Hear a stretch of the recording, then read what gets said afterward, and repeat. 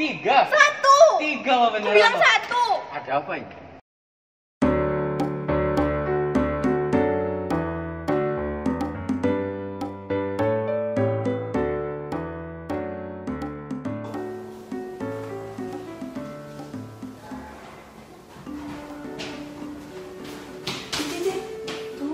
Ambilkan itu nada, soalnya organisnya nggak datang.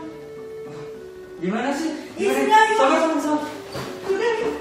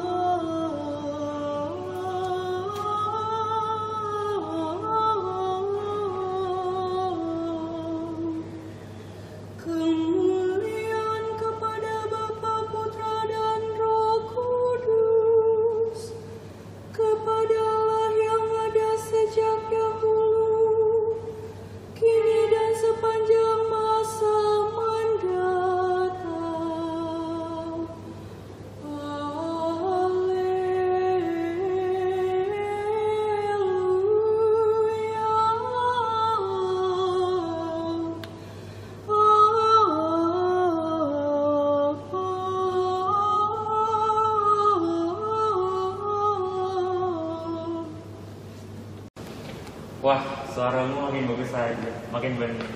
Pasti kalau misalnya kayak gini pasti ada endingnya. Iya dong, karena aku yang ngajarin kamu sejak kecil. Hele. Nah, gini, aku mau serius nanya.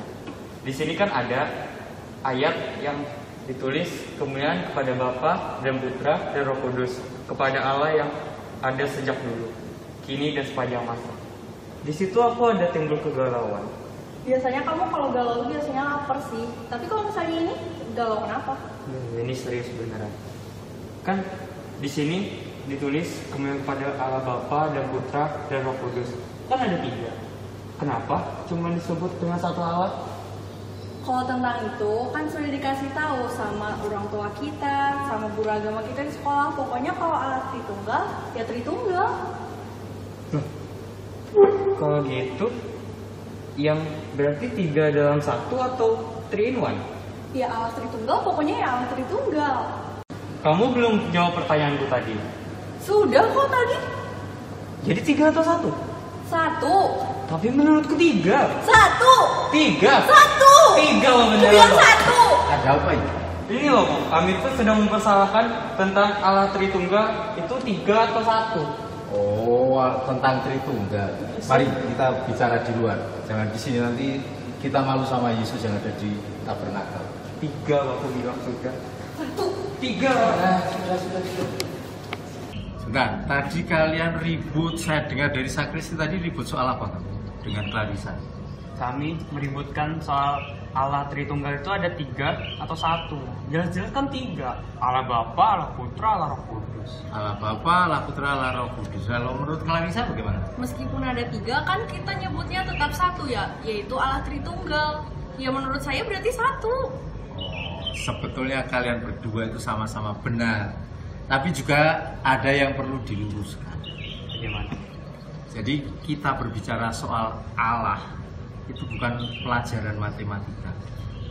Kamu betul karena kamu mengatakan ada Allah Bapa, Allah Putra, Allah Roh Kudus. Sepertinya 3 Allah, ya toh? 3. Tapi jangan lupa dalam iman kita mengatakan Tritunggal. Allah itu satu dalam 3 pribadi. Sekali lagi saya ingatkan, ini bukan persoalan matematika. Ini bukan persoalan matematika. Ada sejarah panjang, ada banyak hal yang harus kita dalami. Mari saya coba terangkan mengenai Tritunggal itu. Sebetulnya mengenai Allah Tritunggal itu kita harus menyadari dari awal bahwa kita manusia itu adalah ciptaan Tuhan. Kalau kita ciptaan, itu artinya penciptanya itu pasti lebih besar dong dari yang diciptakan, ya kan? Nah, Allah yang begitu besar, Allah yang maha agung, sang pencipta, sedangkan kita adalah ciptaannya, tentunya untuk mengerti Allah yang besar, Allah yang agung, Sang Pencipta, itu perlu perjuangan luar biasa. Tetapi bukan sekedar perjuangan luar biasa. Kalau dia tidak memperkenalkan diri, pasti kita tidak kenal. Pasti kita tidak mengenal. Maka dalam kita mengenal atau mencoba mengerti tentang Tritunggal, kita harus berangkat dari Allah sendiri. Allah lah yang memperkenalkan diri, Allah lah yang mewahyukan diri, kita yang kemudian perlahan-lahan untuk belajar mengenalnya. Karena kita tahu otak kita ini, meskipun kepalaku besar, otak saya kecil, otakmu juga sama. Jadi kita yang kecil harus memahami yang tak terbatas, yang luar biasa. Ini sesuatu yang bahkan bisa kita katakan tidak mungkin kalau hanya perjuangan kita sendiri. Maka kita harus belajar bagaimana dia memperkenalkan diri, bagaimana dia mewahyukan diri. Romo, kan tadi Romo bilang Allah memperkenalkan diri kepada kita. Itu tuh dengan cara dia datang ke rumah kita, silaturahmi, terus dia bilang, nama saya Allah, atau dia chat pribadi ke WhatsApp, halo, ping, nama saya Allah gitu, atau gimana? Ya. Dasar kamu ini remaja kudet, gak update banget sih. Ya gak gitulah caranya. Nah, itu seperti yang dikatakan Clarissa. Memang kita harus mengenal Allah bukan tadi, Allah datang, ya memang Allah itu datang, itu betul. Tapi kita akan bisa mengenal dia itu dengan lewat kitab suci. Dalam kitab suci kita tahu bahwa Allah yang bersabda, Allah yang berkarya, Allah yang menunjukkan cinta kasihnya, pengajarannya kepada umat manusia. Nah, di sanalah kita bisa mengenal Allah. Selain lewat peristiwa hidup sehari-hari, kita dengan membaca kitab suci, entah itu perjanjian lama maupun perjanjian baru, kita akan melihat Allah yang berkarya. Kitab perjanjian kan sudah kamu pasti sudah baca. Bab 1 bercerita tentang Allah yang menciptakan dunia dan segala isinya dan manusia. Di sana bahkan dalam kitab Kejadian bab 1 itu, kalau kita melihat kisah penciptaan selalu didahului dengan Allah berfirman. Ya kan? Iya. Nah, di situ dalam perjanjian lama pun kita sudah bisa melihat, mengenal Allah kita itu seperti apa. Kalau kita membuka kitab Kejadian, kita juga akan melihat Allah yang diceritakan bagaimana mengunjungi Abraham di Mamre. Di sana dikatakan Allah mengunjungi Abraham, tapi dalam cerita itu diceritakan ada 3 orang yang bertemu. Dan cerita itu dibungkus dimulai dengan Allah yang berfirman dan juga ditutup dengan Allah yang berfirman. Oh gitu ya. Ya, jadi dalam perjanjian lama pun sudah ada. Apalagi dalam perjanjian baru. Kita akan banyak menemukan di dalam perjanjian baru. Clarissa pasti ingat ketika Yesus dibaptis oleh Yohanes Pembaptis di Sungai Yordan.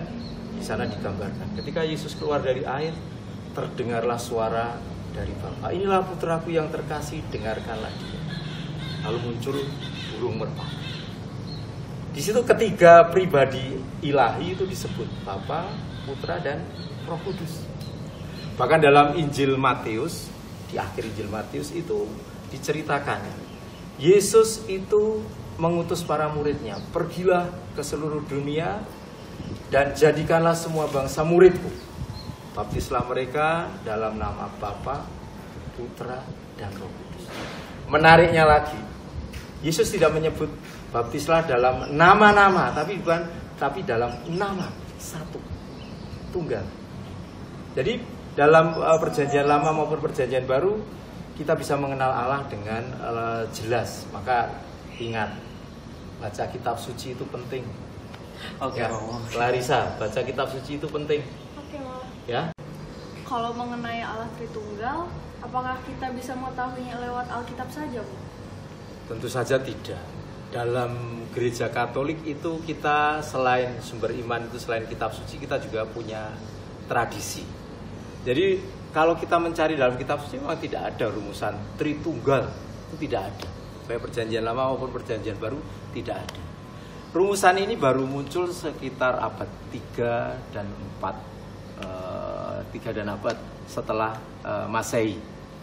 Jadi dalam perjalanan gereja ada yang namanya konsili, pertemuan para pemimpin gereja, para uskup dan sebagainya. Ada 2 konsili besar yang cukup penting dalam perumusan ajaran tentang Tritunggal. Yang pertama itu konsili Nikea tahun 325. Yang kedua itu konsili Konstantinopel yang pertama tahun 381. Dalam konsili-konsili itu para uskup, para pemimpin gereja itu merumuskan ajaran atau orang seringkali menyebut dogma gereja. Ajaran gereja bahwa kita percaya kepada satu Allah dalam 3 pribadi. Satu Allah dalam 3 pribadi. Dalam dogma atau ajaran ini dijelaskan, diterangkan apa maksudnya itu semua. Perumusan dogma atau ajaran ini menjadi penting karena apa? Dalam perjalanan gereja, sejarah gereja ada juga yang menjelaskan dengan begini, dengan begitu, ada yang sesat, ada yang bid'ah dan sebagainya. Maka perumusan dogma atau ajaran mengenai Tritunggal ini lewat konsili-konsili dan juga konsili-konsili setelahnya itu menjadi penting supaya kemudian ini menjadi tonggak, menjadi acuan, menjadi pedoman bagi kita. Apa sih yang dimaksud dengan Allah Tritunggal? Kalau Matius itu Injil sinoptik ya, tapi kalau Injil Yohanes itu berbeda. Kita bisa membaca dari Injil Yohanes bab 14 dan 17, di sana kita akan menemukan doa Yesus yang sungguh menggambarkan kedekatan dia dengan Bapa. Dan kedekatan dia dengan Bapa itu kemudian dia juga menjanjikan hadirnya Roh Kudus. Jadi ketiga pribadi ilahi itu sungguh dinampakkan. Begitu juga dalam Kisah Para Rasul pada bab 1 itu juga dikatakan soal karya ketiga pribadi itu disebut dalam Kisah Para Rasul bab pertama. Kalau mau melihat ceritanya Stefanus itu salah satu diakon yang kemudian dihukum mati.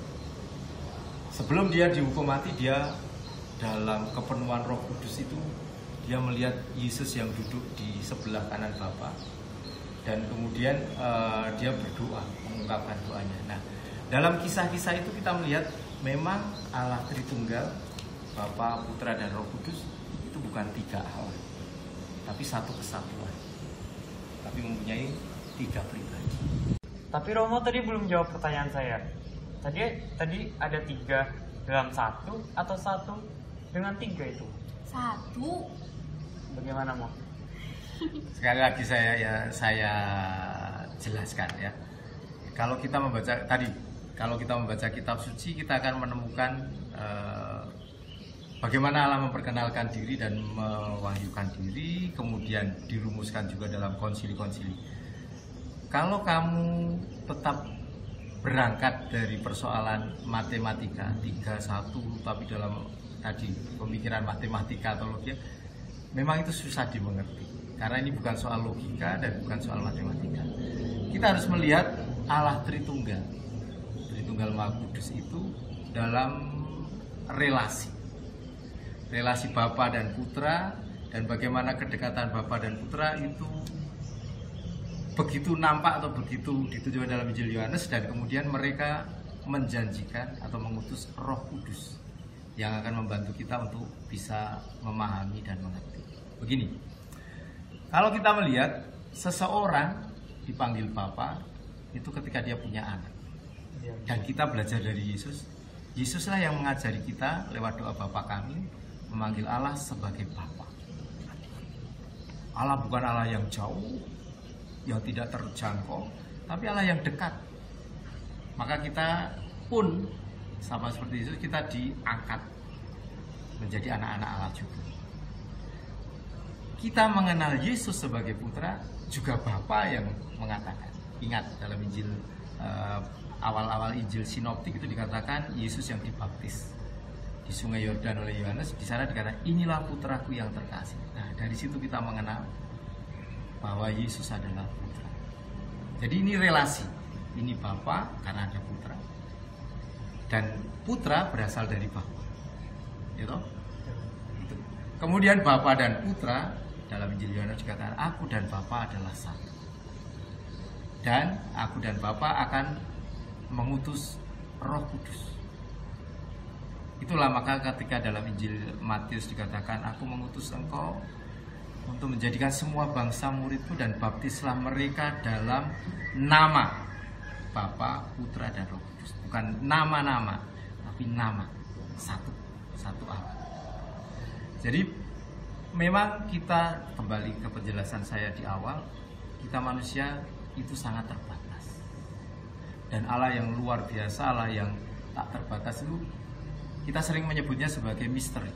Berhadapan dengan misteri ilahi, ada hal-hal yang bisa kita pahami, ada hal-hal yang bisa kita tangkap dengan mudah, tapi banyak sekali yang masih belum kita mengerti.